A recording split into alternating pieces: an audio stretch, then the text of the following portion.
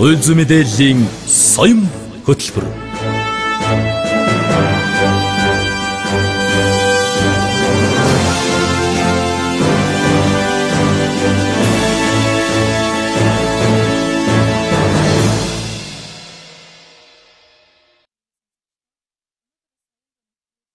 Нийслэлд газар өмчлөх, ашиглах орлогч дарга Ням Даваа оролцож байна. Урилга хүлээн авсан зочиндоо баярлалаа. За баярлалаа. Тэгэхээр өнгөрсөн онд ер нь яг нийслэлийн хэмжээнд гэр бүлийн зориулалтаар ер нь хичнээн газрыг хичнээн иргэнд ер нь өмчлүүлсэн бэ гэдгээс яриагаа эхлэх үү. За нийслэлийн нутаг дэвсгэрт 2003 оноос эхлэн газар өмчлүүлэх ажил хийгдэж эхэлсэн. За түүнээс хойш нийт 197,941 иргэнд за нийтдээ 10,512 17 газрыг өмчлүүлсэн байж байгаа. Энэ нь бол нийслэлийн хэмжээнд бол 89% газар өмчлөлийн ажил явагдаж байна гэсэн үг. Өмчлүүлэх ёстой, гэр бүлийн зориулалтаар өмчлүүлэх ёстой газрынхаа 90% одоо өмчлүүлсэн байна гэсэн үг үү тийм? Тийм гэсэн үг. Тэгэхээр нийслэлийн хувьдаас 1 сая гаруй иргэнтэй гэж байгаа 200 мянга орчим иргэн л газраа өмчилсөн байна тийм ээ. Үлдэж байгаа ер нь яг энэ сая орчим иргэн 10% нь газар эзэмшин гэхээр бас нөөц болцоо хүрэлцэхгүй харагдаж шүү дээ. Үүн дээр бас ямар зохицуулт хийж байгаа бол за үүн дээр бол нийслэлд гэр бүлийн хэрэгцээний зорилтоор газар өмчлөх хүсэлтэй за нийслэл харьяалалтай олон иргэд байгаа.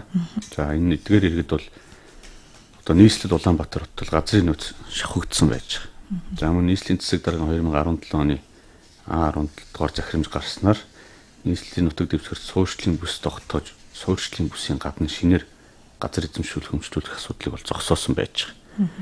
Тэгэхээр газар өмчлөлийн тухай хуулийн дээр бол нийслэл бүртгэлтэй иргэн бол аль ч аймаг суманд бол Монгол улсын иргэн аль ч аймаг суманд газар өмчлөх эрх нь бол нээлттэй байж байгаа. Тэгэхээр түүний дагуу бол одоо нийслэлийн газрын албанаас газар өмчилж аваагүй нийслэл Улаанбаатар хотод газар өмчилж аваагүй гэсэн тодорхойлтыг нийслэлийн газрын албанаас гаргуулж авсны үндсэн дээр холбогдох тухайн аймаг сум нутаг дэвсгэрийн газрын албатад бол хүсэлтээ гаргаж газар өмчилж авах эрх нь бол нээлттэй байж байгаа. Танахаас тодорхойлт аваад одоо дурын хүссэн орон нутагт бол газар өмчлөх эрх нь нээлттэй гэж байна. Тэгвэл өнгөрсөн онд ер нь хичнээн иргэн тодорхойлт авсан бол орон нутагт ер нь газар өмчлөх хүсэлтэй нийслэлийн иргэд хэр байгаа бол за 2018 оны байдлаар бол Улаанбаатар хотод газар өмчилж аваагүй гэсэн лавлгааг бол нийт 9,005 иргэн авсан байж байгаа.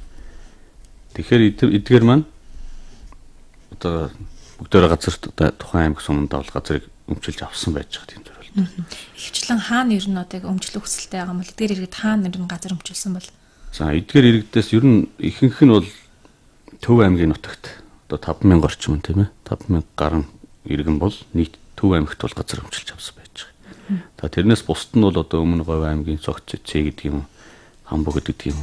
Тэр байршлууд бол өмчилж авсан тийм судалгаа гарсан байна. Илүү одоо ашигтай байршил руу бас газар өмчлөх хүсэлтэй байгаа нь харагдаж байна тийм ээ. Тийм. Одоо тэгэхээр уул уурхай, зоёодлогоо гэдэг юм уу тэдгээр нэцүүлээд одоо мөн шинэ онгоцны буудлын Төв аймагт баригдаж байгаатай холбогдуулаад ашиглалтанд орохтой холбогдуулаад тэр байршлууд бол газар өмчилж авах хүсэлтүүд бол тодорхой хэмжээний тоонуудыг бол эзэлж байгаа юм. Тэгэхээр нийслэлд нэгэнт газар өмчлөх нөөц болцоо дууссан гэвэл за орон нутагт газар өмчлөлийг бол тодорхойлт авна гэж байна. Ямар бичиг баримт бүрдүүлж хаанаас яг очиж авах вэ? За аль аймаг орон нутагт аль аймагт авах гэж байгаа, аль суманд авах гэж байгаа гэдэг тодорхой болгоод хүсэлтээ өгсөн юм байна. Иргэн үнэмлэхтэй хамт. Хаана хүсэлтээ? Нийслэлийн газрын алба одоо нэг цүүлжлэгээ нэгдсэн төвд байгаа.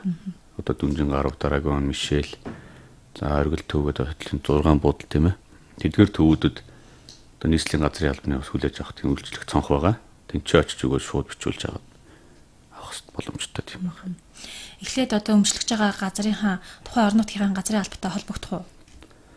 Холбогдохгүй. Ямар ч манахаас аваад тэгээд тухайн газар дээр яг ер нь бол тухайн аймаг сумандаа очиод боломжтой тийм газараас тийм бичгээ аваад ирсэн тэнд ер нь бол ихэнх нь эзэлж байгаа. Тэгэхээр бид нар бол ингээд ийм бичгээ авчиа тэгээ очиод ингээд уулзнаа гэдэг юм. Яг Улаанбаатар хотод байгаа нь цаг алдахгүй одоо тийм ээ тээврийн зардал март гэдгээс хамаарат тухайн иргэд зарим нь бол очиод тодруулчаад ирээд авдаг, зарим нь энэ ч тодорхойлж авчиад очиод аймаг сумтай уулздаг тийм.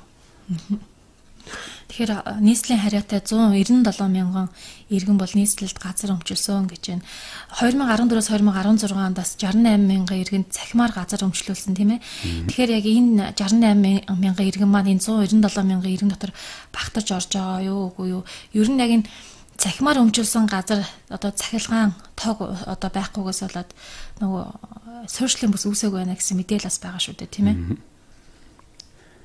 За энэ 2014-өөс 16 онд цахим хэлбэрээр нийт зохион байгуулсан 69 мянган иргэн гэдэг маань энэ 89%-тэй болоод 197 мянган хүний тоонд орсон байд. Нийт бол энэ 3501 га талбайг одоо энэ нийт 52 байршилт бол газар гэр бүлийн хэрэгцээний зорилтоор өмчлүүлсэн. Тэгэхээр эдгээр байна одоо ингээд газар дээр суурьшил үүсдэггүй. Юунаас болоод үүсдэггүй юм гэхэлэр дид үтцэн очиагүй байна, автобус унаа очиагүй байна гэдэг шалтгаанаар хашаага барьдггүй. Тийм асуудал үүсэж байгаа. Тэгэхээр өнөөдөр эдгээрээс одоо өнөөдөр яг газараа ингээд ашиглаж байгаа тийм иргэн бол ер нь байдаг. Гол нь газар маань өөрөө тухайн иргэний үйл хөдлөх хөрөнгө болно. Ялангуяа одоо нөгөө эдийн засгийн эргэлтэнд оруулах талаас тухайн иргэнд үр өгөөжтэй байх ёстой гэдэг тийм ээ. Тэгэхээр яг энэ үндсэн үүргээ бас биелүүлж чадахгүй байгаа нь харагдаж шүү дээ. Тэгэхээр яг энэ цахимаар газар өмчилсөн иргэдийн өмчлөх эрх нь ер нь хүчинтэй юу? Тийм хүчин төгөлдөр одоо нэгэнт өмчлөх эрхийг олгоод бүгдөө шийдвэр засаг даргын шийдвэр гараад ямар нэгэн байдлаар засаг даргын шийдвэрээр өмчлүүлэх шийдвэр гарцсан учраас энэ бол өнөөдөр хүчин төгөлдөр хүчингү болгосон тийм шийдвэр гараагүй учраас хүчин төгөлдөр гэж үздэг юм байна. Сошиалдаас яг энэ цахимаар өмжилсөн газраа зарна гэсэн зарууд бас их байдаг. Яг ийм одоо эрх зүйн орчин байдаг юм болоо. Энэ хуулийн дээр бол бий л дээ. Энэ тухайн иргэн тухайн газар одоо нэг зохих журмын дагуу иргэнд худалдах, арилжих, өвлүүлэх, биелэглэх зэрэгээр юм захиран зарцуулах, банк бус санхүүгийн байгууллагад барьцаалах гэдэг юм тэр эрх нь бол нээлттэй гэж хуулиар. Сүүлдээс нийслэлийн газрын бүсчлэлийг бас шинжилэн тогтоосон гэж хэлсэн. Ер нь бүсчлэл яг хэрхэн өөрчлөгдсөн бол? За энэ бүсчлэл маань өөрөө юу бол та газрын үнэлгээний зах зээлийн бодит байдалтай нийцэхгүй байсан. За энэ нь болохоор одоо ингээд 15 жилийн одоо юу гэдгийг олон 21 жилийн дараа хийгдэж байгаа. Одоо энэ жил 21 жилийн өмнөх одоо үнэлгээгээр яваад байна гэсэн үг шүү дээ. Газрын үнэлгээ хүртэл 1 м квадрат нь хэд байсан гэсэн үг вэ тэгэхээр? 1 м квадрат нь одоо тухайн зориултаас хамаарат янз янз л да. Байршлаасаа зам дагуу юу, 1-р бүс, 2-р бүс гэдгээс хамаарат. За мөн ямар зориултаа үйлчлэгээтэй орон сууц үйлчлэгээ юу, дан ганц орон сууц гэдгээс хамаарат өөр байсан. За хамгийн дээдлийн гэх юм бол одоо үйлчлэгээний зориултаа 1-р бүст бол 440 төгрөгөөр тэр боддог байсан тийм байгаа хгүй. Тэгэхээр энэ маань одоо 21 жилийн дараа засгийн газрын одоо 2018 оны 182 дугаар тогтоолоор газрын суурь үнэлгээг зах зээлийн өнөөгийн байдалтай бодит байдалтай нийцүүлж гэж тогтоосон байж байгаа. Тэгэхээр тэр үед бол 5 бүстэй 15 зориултаар газрыг төлбөрийг бол хураадаг байсан байгаа. За шинжлэгдсэн тогтоолоор одоо 16 бүс 17 газар ашиглалтын зориулттай болж ингэж өөрчлөгдсөн байж байгаа. 16 бүст хуваасан байна тийм ээ. Тэгэхээр бүсчил маань яг хэрхэн өөрчлөгдсөн бол тухайлах юм бол одоо энэ хотын төвийн хэсгийн одоо ингээд төв зам дагсан л бол 1-р бүсгээд үздэг байсан бол одоо хотын төвийн хэсэг одоо энэ 5 шар гэдэг юм уу те одоо энэ талбай орчим гэдэг юм эдгээр ингээд дотор нь бас салгаж үтсэн байж байгаа. Их тойроо, бага тойроо орчим за мөн 1-р орол 5 шар орчим гэл ингээд тэр хүртэлхийг 4 бүс болгож ингээд хооронд нь тэ ялгаж салгаж. Тэрнээс өмнө бол одоо тэгэл нэг тойрооч бай, баг тойрооч бай, 5 шарч бай. Зам дагсан л бол 1-р бүс гэж үздэг байсан. Үнэлгээ нь илүү өндөр байсан. Үнэлгээ нь өндөр байсан байхгүй. Тэгэхээр өнөөдөр ингээд зах зээлийн үнэлгээгээр ингээд тооцоод үзэхээр өөрөөр гардаг байсныг өнөөдөр яг бодит байдалтай тийм ээ. Төвийн хэсэг одоо ингээд зах руугаа гэдэг юм ингээд үнэлгээг нь бол нэг бүс байсныг дотор нь жишээ 4 болгож задлсан байдаг юм тийм. Ийм байдлаар юм зохицуултуудыг бол хийсэн байж байгаа. Аслагдах тусам л одоо ингээд үнэлгээ нь багтах тийм зарчмаар. Гэр хорооллын иргэд газраа үнд хүргье гэсэн бодол их байдаг шүү дээ. Тэгэхээр яг шинжилсэн үнэлгээнд ер нь тэр хэр тусгагдсан бол. За эдийн засгийн эргэлтэнд оруулахад энэ таатай нөхцөлийг бүрдүүлэх бас нэг юм болж өгч байгаа. Нэгдүгээр одоо эзэмшлийн газар гэдэг маань өмчлөөд ирэхээрээ бас үнэлгээ нь өсөж гин гэсэн. Өмчлснөөр эн чинь бас газрын суурь үнийн зах зээлд бодит үнэтэй нийцүүлж бас энэ газрын үнэлгээ бол өсч өгнө л гэсэн үг. Тэгэхээр иргэд бас яг энэ газар өмчлөх, эзэмших, ашиглах эрхийн талаараас андуурах нь байдаг шүү дээ. Эхлээд тэгвэл та яг эдрийг ялгааг нь хэлээд өгөх үү? За газар өмчлөх эрх маань өөрөө энэ захиран зарцуулах сая хэлсэн тийм ээ. Одоо барьцаалах, бэлэглэх, бусдад ингээд зарж борлуулах, барьцаан тавих зэрэгээр ингээд тийм эрхтэй байж өмчлөх эрх маань. Үл хөдлөх хөрөнгө болж байна л гэсэн. Үл хөдлөх хөрөнгө болж өгч гин гэсэн хүний өмч болж өгч байгаа тийм ээ.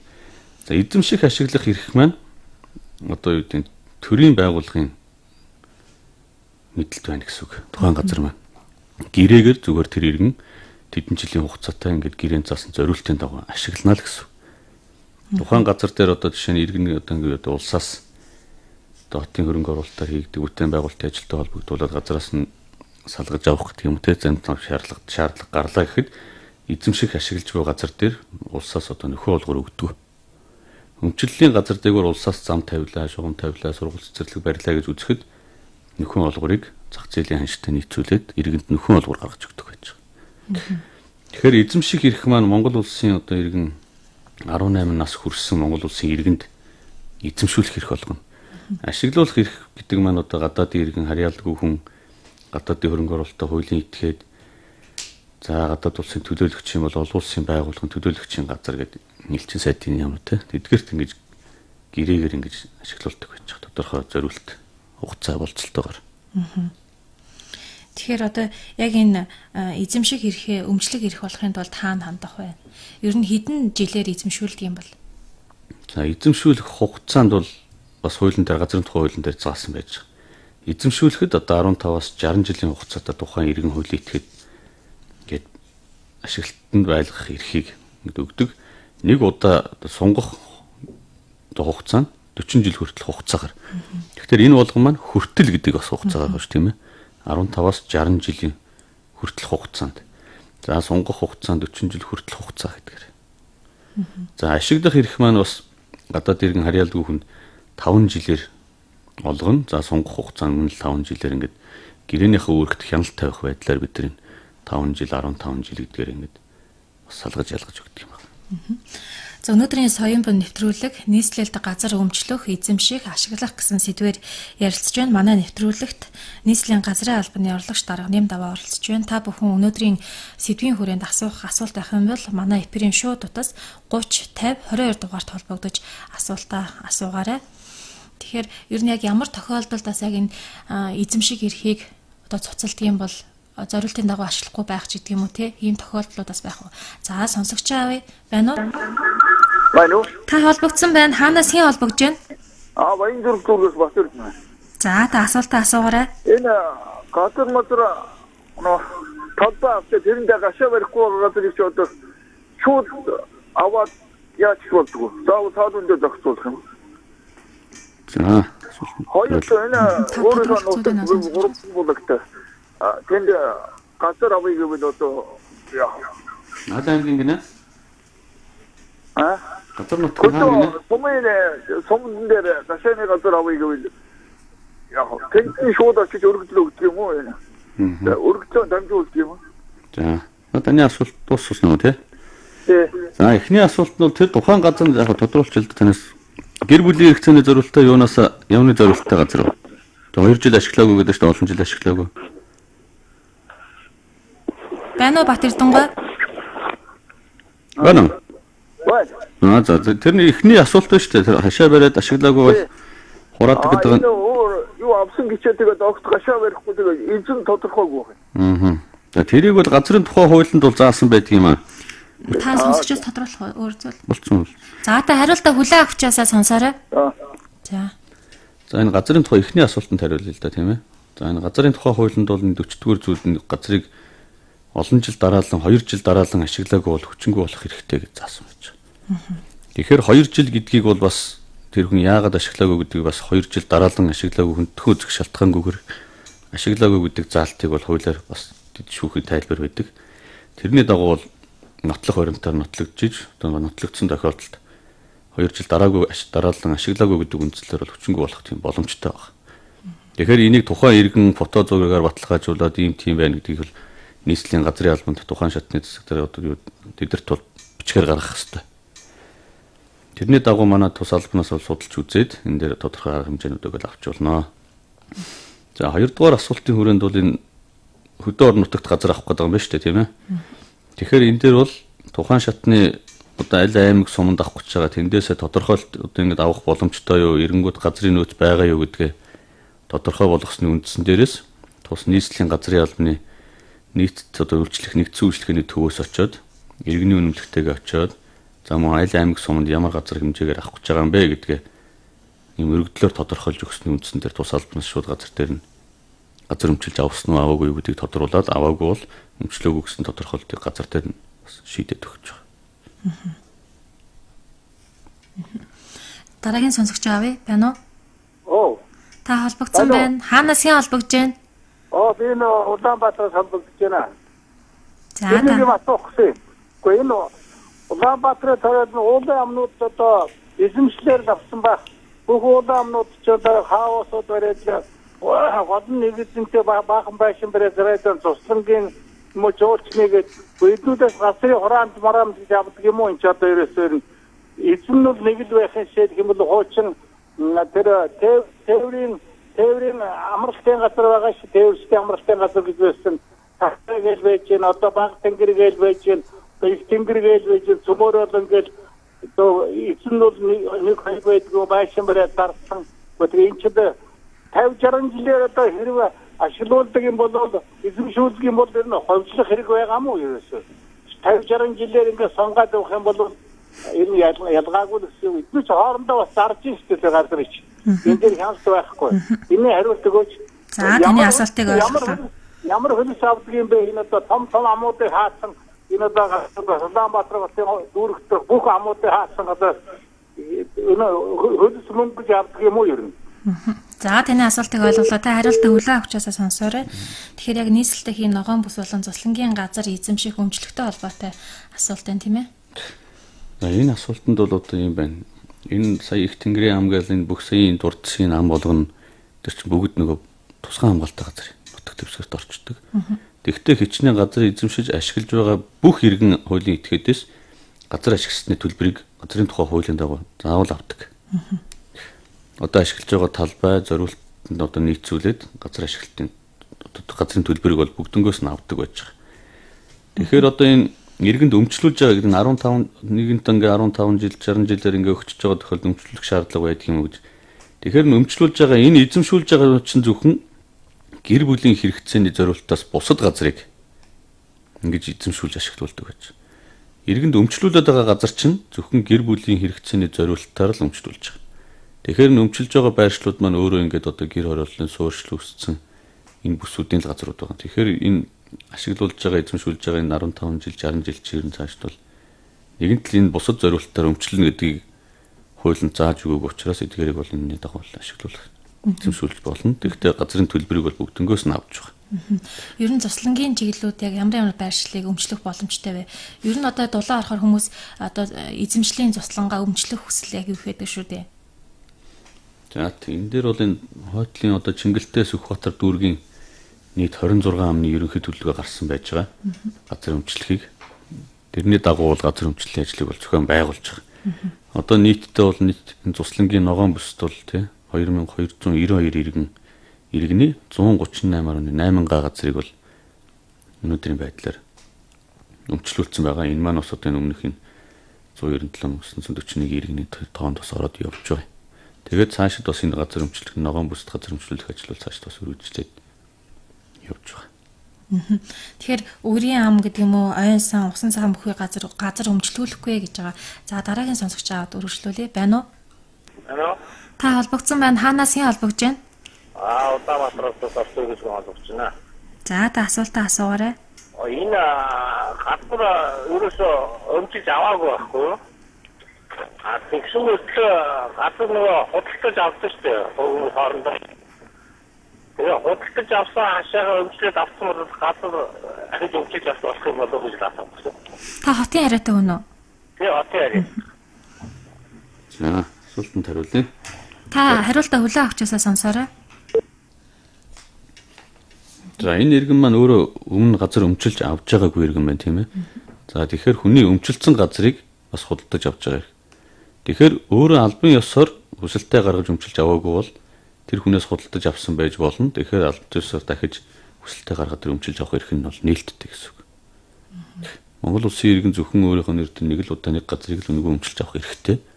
Харин өмчилсөн байгаа хүн мэдээ захиран залцуулах эрхтэйгээр тэр хүнд зарсан байж болно. Тэгэхээр тэр хүн бол худалдаж авсан гэдгээр л өөр албан ёсоор хүсэлтээ гаргаж тийм ээ өмчилж аваагүй учраас өөр газар дахиад өөрийнхөө тэр өмчлөх эрхийг бол эдлэх эрхтэй гэсэн. Өмчилсөн газараа зарсан иргэн маань дахиад газар өмчлөх эрх байх уу? За тэр өмчилж авсан газараа зарсан иргэн бол өөр газараас дахиж өмчилж авах тийм хүсэлт гаргаж газар өмчилж авах эрх байхгүй гэсэн. Тэгэхээр ер нь жил ирэх тусам яг энэ газар өмчлөлттэй холбоотой маргаан бас ихсэж байна. Захиргааны хэрэгээр бас их шийдвүлдэгэ гэдэг. Ямар төрлийн ер нь маргаан их гарддаг юм бэ? За өмчлөлийн маргаан дээр бол одоо 2 айл хашаа барьцсан, өмчлөд авцсан 2 айл хоорондоо юу яадаг тийм ээ хашаага хэтрүүлж барих нэгнийх руугаа тийм ээ одоо ор давуулаад барьцсан байна гэдэг юм. За мөн байшин барихтаа эзэмшил газараас өмчлөлтсөн газараас илүү гаргаж барьчаад үйл хөдлөлийн гэрчлэгээ авахд эзэмшил газараас өмчлөлтсөн газараас хэтрүүлээд барьцсан тийм асуудал гардаг. Тийм учраас манайх чинь зурган дээр зөвшөөрөлгүй барьсан гэдгээр тодорхойлт гаргаж өгдөг учраас үйл хөдлөлийн гэрчлэгээ гарддаг гэдэг юм. За мөн ингээд хашааныхаа өмчлөгчөөр тогтоолгох асуудлууд гардаг. Одоо төрсөн аав хүү хоёр хоорондоо миний газар гэдэг юм. Булаацлах маягаар хоорондоо шүүхтдэг. Иймэрхүү байдлаас болоод энэ газар өмчлөлийн бас энэ маргаанууд бол хуулийн хяналтын байгууллагууд бас их хянагддаг. Энэ болгон маань одоо өмчлөлтийн гэдэг юм өмчлөх асуудалтай холбоотой учраас заавал хуулийн хяналтын байгууллагуудаар бол шийдвэрлэх шаардлагатай байдаг. Давхардуулж олгосон гэсэн маргаан бас их байдаг шүү дээ. Энэ яг юунаас болоод байдаг юм бол? Давхардуулж олгоно гэдэг маань одоо иргэд энэ хүсэлтээ гаргаад одоо нийслэлийн газрын албан даргын шийдвэрээр газраа эзэмшиж ашиглаад зөвшөөрөл авсан тохиолдолд нөгөө нэг гэрээ байгуулдаг. Гэрээн дээрээ тэр хүн тухайн газраа хамгаалах эрхтэй байдаг байхгүй. Гэтэл тухайн иргэд маань газраа авчаад одоо эргэлтийн цэгээ тогтоолгоогүй хашаага бариагүйгээсээ болоод олон жил болдог. Нөгөөх нь хүмүүс ирээд хоосон байна гэж боддог юм. Тэгээд өөр байдлаар зөвшөөрөлгүй өрхөн ирээд хашаа бариад байшин барьчих тохиолдол гардаг. Тэгээд бид нар энэ газар дээр газрын гэрчлэгээ авъя ч гэдэг юм. Дүүргийн газрын албандаа хүсэлт гаргахад давхардсан байна гэж өөр хүнд олгоцсон газар байна гэж асуудал үүсдэг.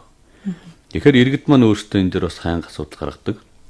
Газар одоо эргэлтийн цэгээ тэмдэглээгүй хашаага бариагүй за тухайн зориултын дагуу газар ашиглаагүйгээс болоод өөр хүн хашаа барьж ингээд байшин барих зөвшөөрлгүй газар эзэмшиж ашиглаж байгаа. За тэгээ газрын давхардлага гэдэг тэгээрээс л үүсдэг асуудал байж байгаа. Газрын гэрчлэгээ гарахгүй удаж байна гэдэг ер нь яг хуулийн хугацаанд хэдэн хоногийн дотор гарах ёстой гэдэг юм бол материалаа бүрдүүлж өгснөөс хойш. Материалаа яг заавал энэ заалт бол газрын тухай хуулийн дээр 38 дээр бол заасан байж байгаа. За хүсэлт гаргаснаас хойш ажлын 15 хоногийн дотор шийдвэрлэнэ гэдэг засаг дарга шийдвэр гаргана гэж байна. За тэгэхээр энэний дотор бол шийдвэрлэх ёстой. Гэхдээ шийдвэрлэхийн тулд хүсэлт гаргасан газар нь газрын зохион байгуулалт тухайн жилийн газар зохион байгуулалтын төлөвлөгөөнд туссан байх ёстой гэдэг шаардлага тавьж байна. Хэрв тусаагүй бол тухайн иргэнд одоо албан бичгээр юм уу ирж дуудаж уулзаад газар зохион байгуулалтын төлөвлөгөөнд тусгагдаагүй учраас боломжгүй байна. Харин тусгуулах хүсэлтээ гаргаад тухайн жил шийдэгдэг бол дараа жилийн төлөвлөгөөнд тусгуулаад харин тусгагдсан тохиолдолд 15 хоногийн дотор энэ шийдвэр гаргана. Ажлын 15 хоногийн дотор. Засаг дарга шийдвэр гаргана. Тэр засаг даргын шийдвэрлийг үндэслээд нийслэлийн дүүргийн газрын албанаас бол газар эзэмших эрхийн гэрээ байгуулж гэрчлэгээ олгодог гэж байна. Дараагийн сонсогч аавь. Та холбогдсон байна. Ханаас хин холбогдож байна? Энэ Улаанбаатар Гаанболд юм байна. За. Би нэг энэ Сүхбаатар дүүргийн 14 дугаар хоронд нэг 2 жилийн өмнө 2 байтгаа одоо 3 4 жилийн өмнө өргөдлөө өгөөд тийм зөвшөөрлийн дагуу газар авсан. Тэгсэн чинь нэг өөр хүн гарч ирээд давхар одоо би юутай нөгөө давхцсан болсон юм байна л да. Тэгсэн чинь би ихлээд кадастрын зураг мураг авахулаад бүх юм бэлэн болсон дараа нэг хүн гарч ирээд нөгөөхийн чинь бас маргаан гаргаад тэгээ одоо энэс чинь 5 жилийн өмнө болчихж байгаа байхгүй юу? Тэгээд нөгөө асуудлыг шийддэг нөгөө газар дээр очиод хүүхд аваад буулгах гэсэн чинь тог захиргааны татсны дараа нөгөө газрын албан чинь бичиг баримт гаргаж өгдөг маргаантай гэж үүдэг. Тэгснээр маргаантай гэснээс хойш нөгөө хүн чинь нөгөө тэр өөрөө бол дарах зорилготой байсан хэлээ тэр аваа. Тэгээд тэр чигээр сурахгүй одоо алгуулаад 4-5 жил болж идэг. Би тэр газраа иргэд тойроод бид хашаа машаага хатцснаас одоо нөгөөхий чинь булгаа наавч түлээд одоо байхгүй болчиход идэг. Би одоо энэ дээр яах вэ гэлээ. За тодорхойлол асуучвал танд өөрт чинь газрын гэрчлэгээ бол байгаа юм байна тийм үү? Гэрчлэгээ гараагүй байхгүй. Яг гэрчлэгээ авах гэсэн чинь нэг хүн гарч ирээ. Тэр хүн болохоор тэр ерөөс арилжих зорилттой бид нар болохоор тэр нөгөө амьдрах зорилттой тэр газар заалгаж авсан юм. Тэгэхээр та бол хашаа барьсан байшин байгаа юу? Тий, байшин бариагүй хашаа хатгачаад мараантаа болохоор би байшин барихгүй орчихсон байхгүй юу? Дүүргийн газар зохион байгуулагч чинь гэдэг юм анх материалын чинь авахдаа одоо хашаага барьч гэдэг юм уу тийм тухайн зөвшөөрлөг бол өгч ирсэн үү тийм? Өөрнүүд анханаас өгч ирсэн байхгүй. Тэгээд би хашаа машаага бариад бүр тэр өдрөд номер тоотоо хүртэл авсан байхгүй дугаараа хашааныхаа дугаарыг. Тэгсэн чинь хөндлөнгөөс нэг хүн гарч ирээд яасан тэр бол юу зарах зорилготой байсан байлгүй. Тэгээ нөгөө газрын дэндүү өндөр баг уулаа оройдож шахав байхгүй. Тэгсэн чинь нөгөө дарах гэдэг нэг жага оролцсон мэдээж хүн тэндээс чинь яг дарах гэж хүн авахгүй ш амьдрах гэсэн хүн чинь нэг манутын юмнууд л хөөх суухтал явах гэсэн байгаа байхгүй. Тэгээ одоо тэр хүн сургахгүй 5-6 жил болчихж байгаа. Би тэр газрын бичиг авъя гэдэг яасан чи мараантай гэсэн тэмдэглэгээ тавьчихад одоо яаж болохгүй. Нөгөө газрын байцаагч мөр хүнээ олоод гэдэг тэр хүн бүр одоо сураг байхгүй, утсан ч байхгүй, хаягч байхгүй. Та хариултаа хүлээн авахчаасаа сонсоорой. За. Саяны иргэний тухайд. За энэ тохиолдолд бол яг сая бас миний ярьсан тэр нөгөө нэг газрын давхцал үүсгэхэд хариулсан хариулт байсан тийм ээ. Одоо газраа ашиглаагүй байж өөр хүн газар дээр нь хашаа бариад байшин барьцсан асуудлаас болоод нэг тухайн газар дээр авцсан байсан гэрчлэгээтэй нэг хүн гарч ирээд өөр хүн байшин барьцсан газар нэг одоо таалагддаг ч гэдэг юм. Тэгэнгүүт өмнөх байсан гэрчлэгээг ашиглаад наадах ч миний газар гэдэг юм. Иргэдийг тэгж бас маргаан үүсэх асуудлууд бас их байдаг байхгүй. Тэгээд энэ хүн заахад ингээд газар зохион байгуулагчаасаа зөвшөөрөл аваад газар дээр хашаага бариад амьдарчиж гэтэл өөр нэг гэрчлэгээтэй хүн гарч ирээд одоо энэ миний газараа гэж хэлсэн тохиолдолд энэ асуудлыг дүүрэг маргаантай гэдэг тэмдэглэгээ хийгээд энэ хооронд бол энэ өмнөх газар эзэмшигчийн бүх зөвшөөрлийг судалж үзэх хэрэгтэй юм байна. Тэгэхээр яг тухайн газар нь одоо юу гэдэг нь мэтэ дотроо кадастрын зурагтай байна. Энэ кадастрын зураг нь тухайн иргэний газар дээр яг тэр байршил тэр мөн үү биш үү гэдгийг шалгаж үзсний үндсэн дээрээс таны дээр асуудлыг тухайн одоо сайн тэр хашаага алдаад байгаа тэ хашаага барьсан хашаага алдаад байгаа тэр иргэний асуудал шийдвэрлэгдэх боломжтой гэсэн. Саяны иргэн тэр яг хаана хандах вэ? Тэгэхээр дүүргийн газрын ялбан дээр юм уу нийслэлийн газрын ялбан дээр дээд шатны байгууллагт нь одоо нотлох баримтаар үзүүлэх зураг мураг материалуудаа бүгдийг авчирч үзүүлээд иргэд хүлээж авах үеэрч гэдэг юм уулзах тийм боломжтой. Тэгээ энэ байдлаар дэлгэрэнгүй тайлбарлуулаад зөвлөгөө авах тийм боломжтой байж байгаа. Нийслэлийн газрын албан ер нь хэд өдөр иргэдийг хүлээж авч уулздаг вэ? Тэгэхээр нийслэлийн газрын албан бүх өдөр хүлээж авч уулзна.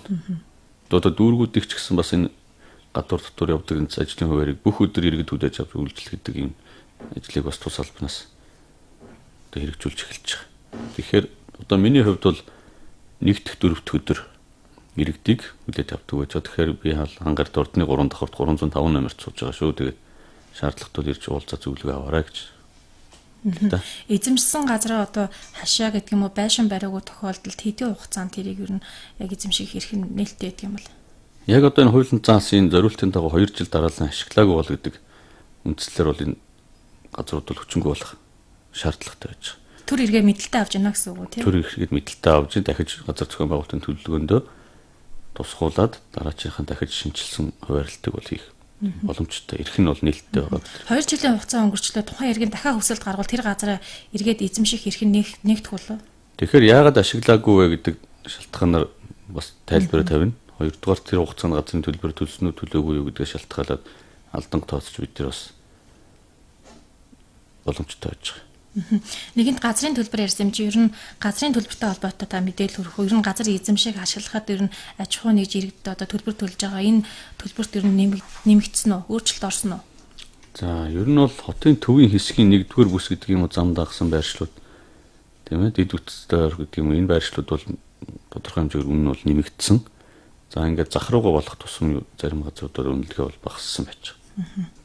Газрын төлбөрөөр ер нь төлөөгөө бол ямар хуулийн хариуцлага одоо хүлээдэг вэ? Хугацаа хэвтэрсэн тохиолдолд алдан ер нь тооцдог уу? За энэ газрын төлбөр энэ алдан тооцох хугацаа бас ер нь байж байгаа л да. Хугацаанд төлөөгөө бол нөгөө татварын ерөнхий хуулийн дагуу алдан тооцно. одоо энэ газрын төлбөрийг хугацаанд нь төлөөгүй тохиолдолд одоо гүйцэтгээгүй үүргийн үнийн дүнгийн 0.5%-аар хоног тутам алданг тооцох тийм залттай байж байгаа. Алдангыг татварын ерөнхий хуулийн удирдлага болгоод тооцдог гэж байгаа.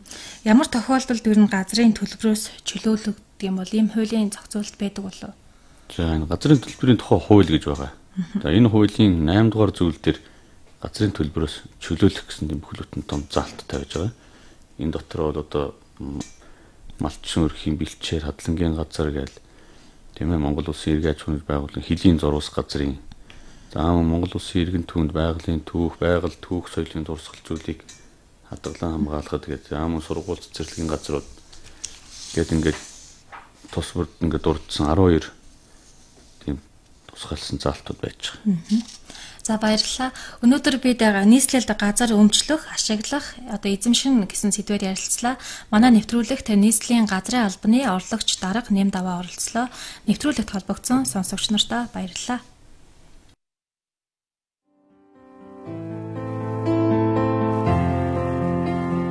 Бүх хүн чирээ эсрэг байлаач зөв зүйл зөв л байдаг.